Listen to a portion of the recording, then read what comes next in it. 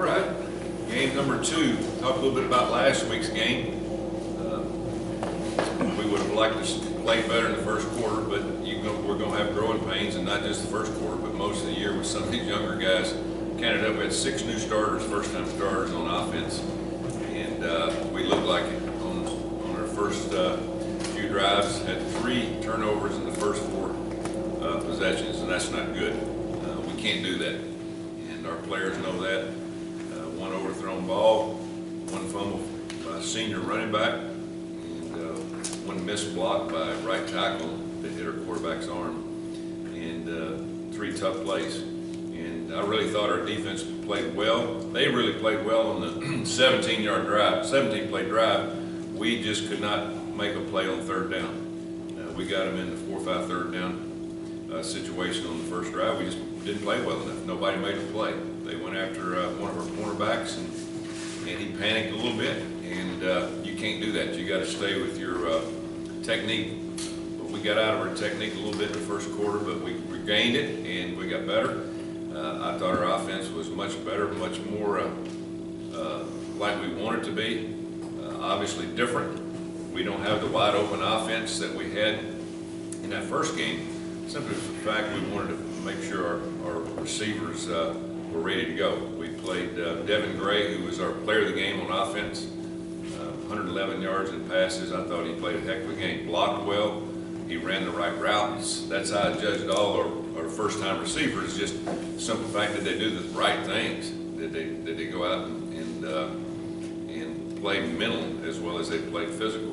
And we dropped a couple of balls the first half that could have made a difference in a couple of drives. I thought our offensive line, with only 1 guy that had started a game, that was our center. The rest of those guys had really not started a football game.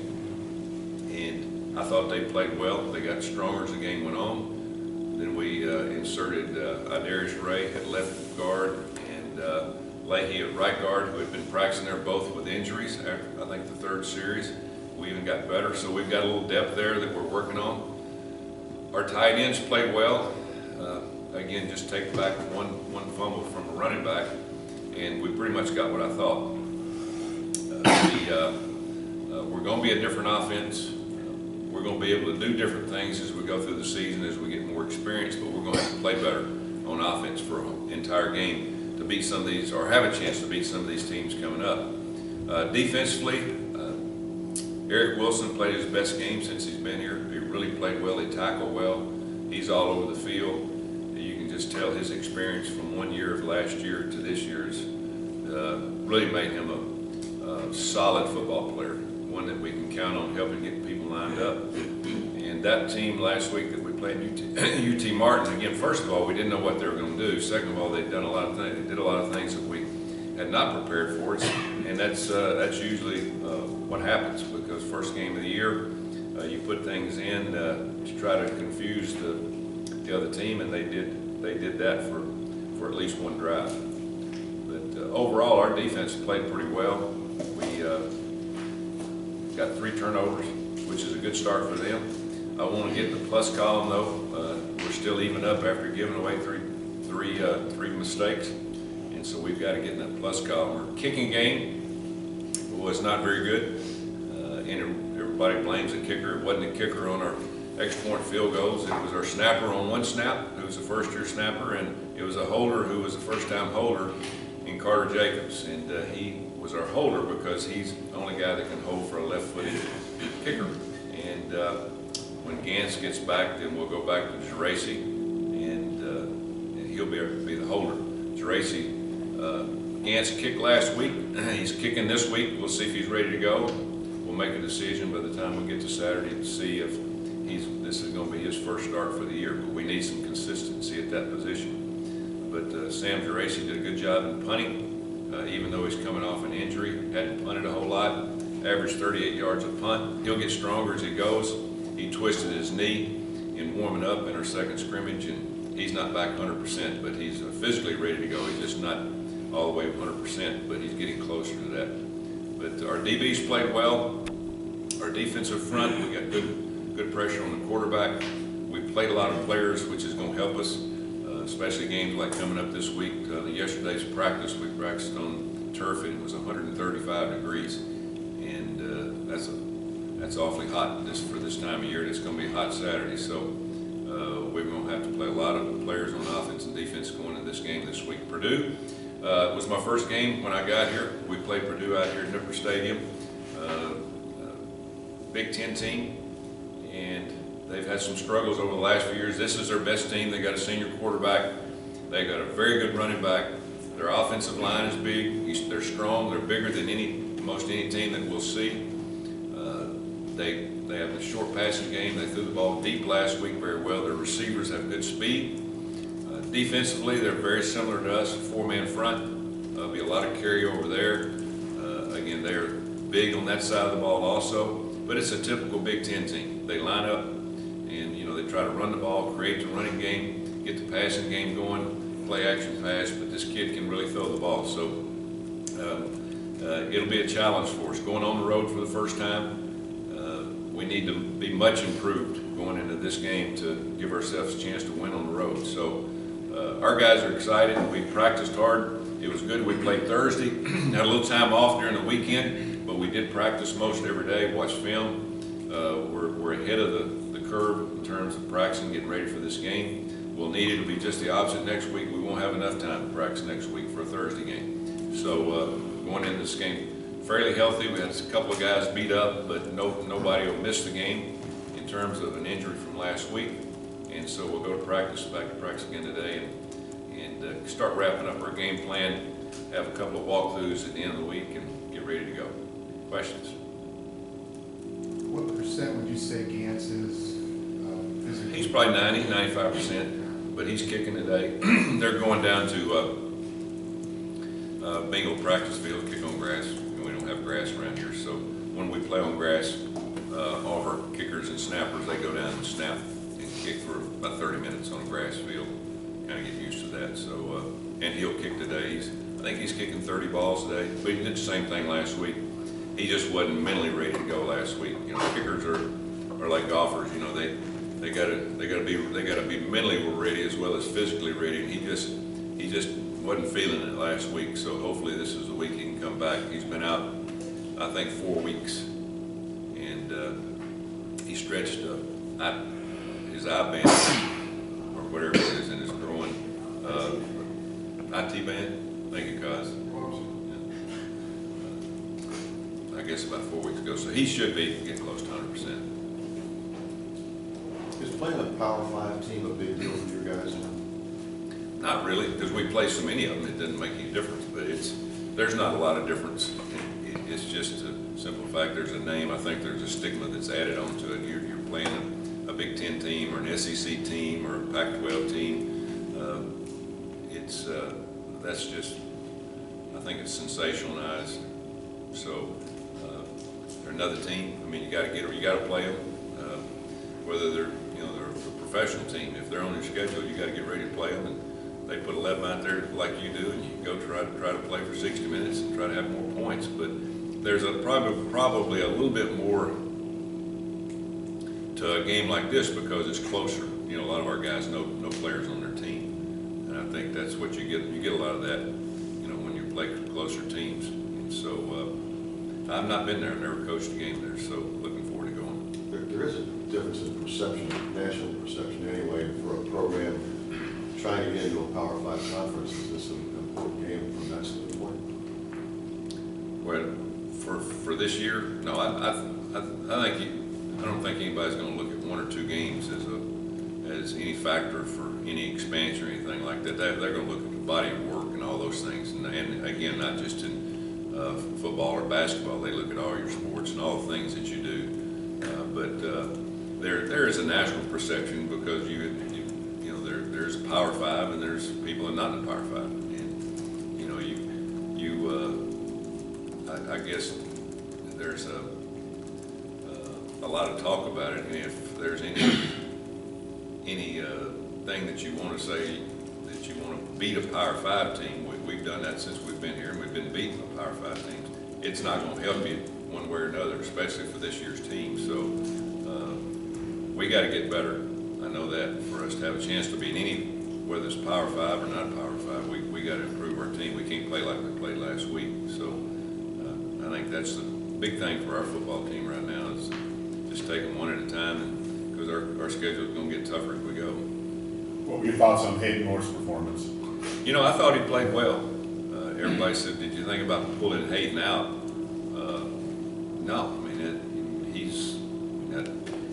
you're going to make mistakes, and just unfortunately he overthrew that one ball that was intercepted. It's his fault he fumbled on the goal line. It wasn't his fault he got hit from behind. And I'd like for him to protect the ball better, especially in the situation that we're in, scrambling, trying to get something going on offense. We got to play better as a team. That just goes to show you, offense is about 11 guys. You know, if I was going to pull him out, I'd pull all 11 of them out, because all 11 of them wasn't getting the job done as a unit.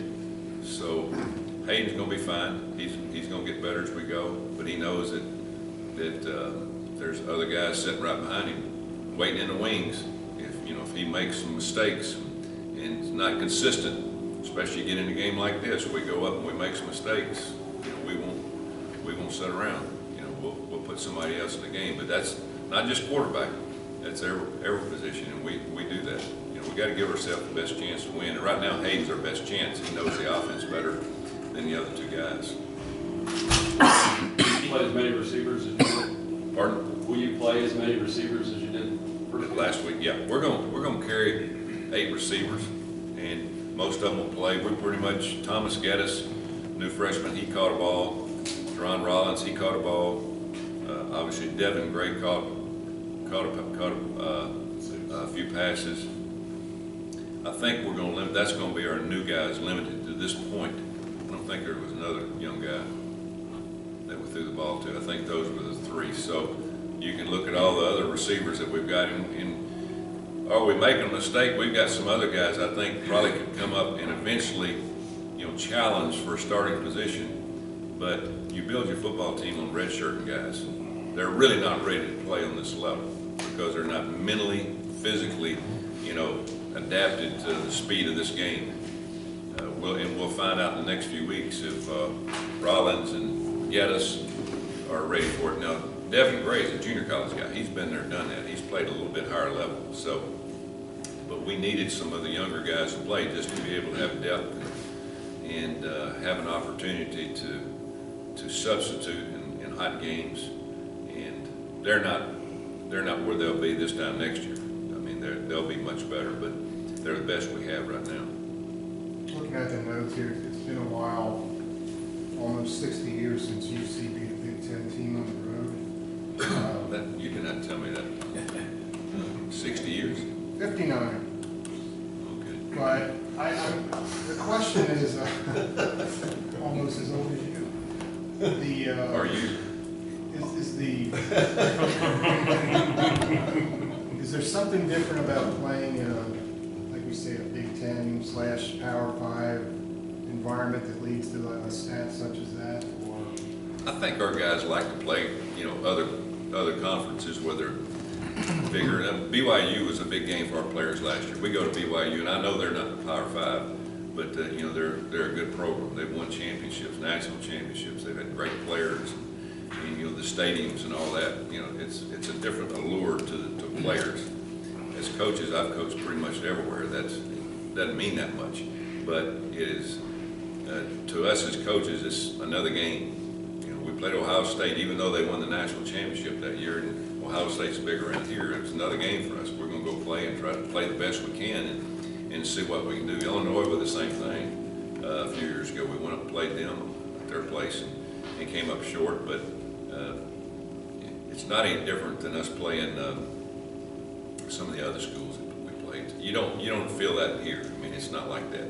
It's not like fans get into it a little bit more because you got time to think about it and you read about it. We don't read any of that stuff. We don't read it or we don't have time to look at it. But it's what's made college football fun. I enjoyed this past weekend because we played on Thursday and we had a chance to watch a few of the games, and it's becoming more and more a challenge for even some of the so-called Power 5 teams. They're playing each other for the first time. You know, you got USC and Alabama, UCLA and A&M and Ole Miss and Florida State and Auburn, Clemson. You know, that's a change in philosophy. In the past, you wouldn't have those big games, but now because the money is so big, you know, there's people are playing those games to bring more money into the athletic programs. So I enjoyed watching it. I enjoyed watching them beat up on each other because you find out a lot more about a football team when you play against other good teams. And that was a lot of good college football this weekend. Did you say you didn't think the fans did make a big deal out of it or didn't? No, the fans do. Yeah. The players don't. Yeah. I'm just the fans. They enjoy it. They enjoy it. You know, playing Illinois and Ohio State, and I'm fine with that. I mean, it's good for us that we use it in recruiting. Other than that, we come in here and do our scouting report on a Monday. I mean, it's another team that's got 11 on offense, on defense, and hey, we're playing them no matter what their name is, and so we got to go play them, get ready to go, and try to sell them the fact that we got to play this team as hard as we played last week, and same thing the next week.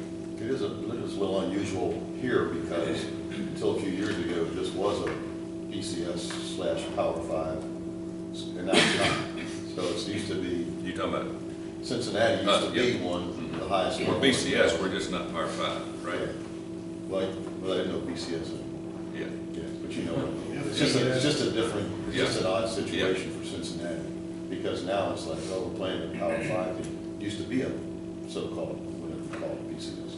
You know, that's a good point. I don't think it's been that much of a separation, long enough separation for people to really grasp, Power 5 from the non-Power 5. I think as you go, you're going to see a farther separation of it because it's, the money involved and television involved and all those things. I think that's but I think to this point, I mean, just a few years ago, we were in the Big East and there was no talk about Power 5. So this is all new to me too, and I've been in it for a long time to think, wait a minute, is there a difference between Cincinnati and Purdue or Cincinnati and UT Martin? Because I don't think UT Martin even thought, they didn't, they look at us as just another team too. But I think it's more of a perception of fans and everybody out there that are fans of their teams that gives them that separation. I don't know, it's hard to explain. Going back to the turnovers. So with the turnovers that were committed last week and the opportunities that Purdue took from Eastern Kentucky, the turnovers that they earned last week, what was a focus in practice to try and minimize those mistakes? Well, every day we don't talk about turnovers. We talk about practicing the right way. Focusing on every play. We forever, and I'm just as much on penalties because last year again we were very high penalized, and I thought we did an excellent job last week. I'm always concerned with pre-snap penalties, procedure penalties. Just they hurt you. First and 15 is hard to get out of, and so last year we put ourselves in a big bind, bunch of illegal procedure penalties. And we didn't have any pre-snap penalties last week. So I talk more about that with our players in here being positive because sometimes you can say in an analysis that, hey, we're even in team turnovers because we got 3 turnovers, so we're even. So if you keep dwelling on that other, it seems like sometimes it sticks with you, but we do up downs, we do certain physical things to make sure that if somebody makes a mistake, they understand they made a mistake. Sometimes we do, at the end of practice, we do team or offense or defense punishments for mental mistakes. And I think that's a better way to do it. I think if you're responsible for the entire team at the end of practice for making a mistake and everybody's tired and wore out, but they've got to do extra work because somebody wasn't concentrating, I think that's more of a way to get it over to your team. But again, every week, and I told them we were going to talk about where we're at, plus and minus, after to that point, and we need to be way in the plus category for us to have an opportunity this year to get to the championship game. Coach, saw a note in the game notes, nice note, guys, that Devin Gray is the first player in UC history to have 100 yards receiving in his first game. Do you think his impact that kind of impact is repeatable? Well, I tell you what has an impact on your quarterback, because he caught some tough passes. And, you know, the first pass he caught was one that Hayden, it should have been a touchdown. You know, he did a great job of giving it 2 moves on his route, just left the cornerback behind. Hayden had somebody right in his face to throw the ball to him. It was a little shorter, it would have been a touchdown.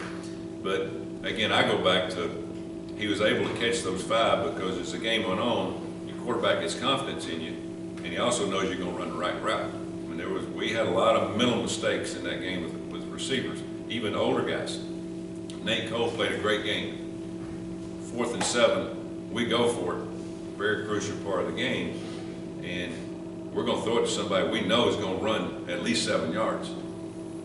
One of the young receivers, if we'd have thrown it to him, we'd have been a yard and a half short. I mean, that's the small things that you don't see. When we made the play, Hayden knew that, you know, who he's going to throw that ball to in that situation. Number one, he was going to run the right route. He's going to get the right depth. There's not a down after 4th down. If you don't get 7 yards, you're off the field. And so he had a lot of confidence in him. Number one, he'd run the right route, get the right depth, and would catch the ball. So I think that goes back to Devin. Devin's really earning his spurs, so to speak, in practice. He does everything right in practice. He works hard, never says a word, catches passes, really works. He gets the DBs and works against them on releases. He has excellent work ethic. That's going to make him a better and better player as we go through the season. The Houston win against Oklahoma, does that concern you at all? No, they got a good football team. Had one last year.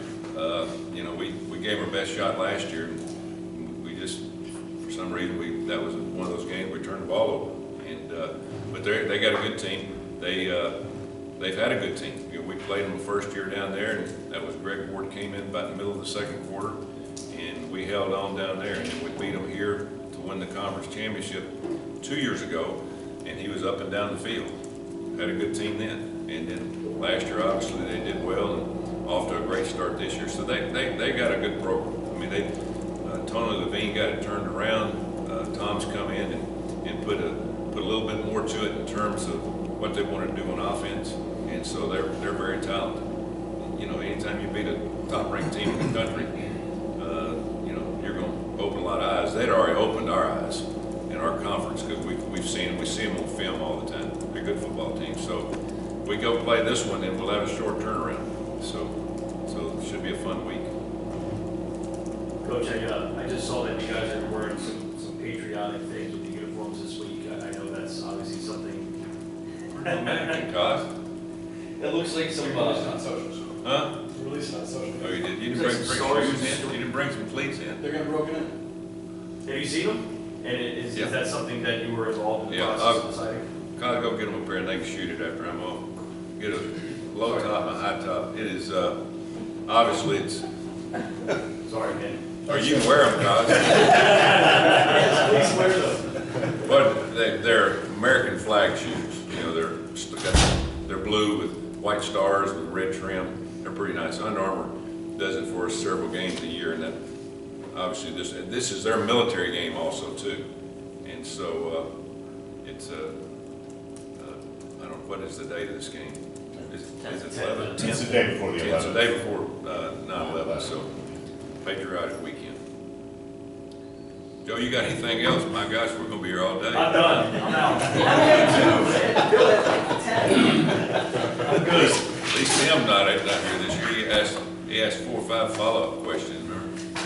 He would debate you. He would debate you. Huh? He would debate you. That's right. I'm good. No questions for you? No, I think you're all right. All right.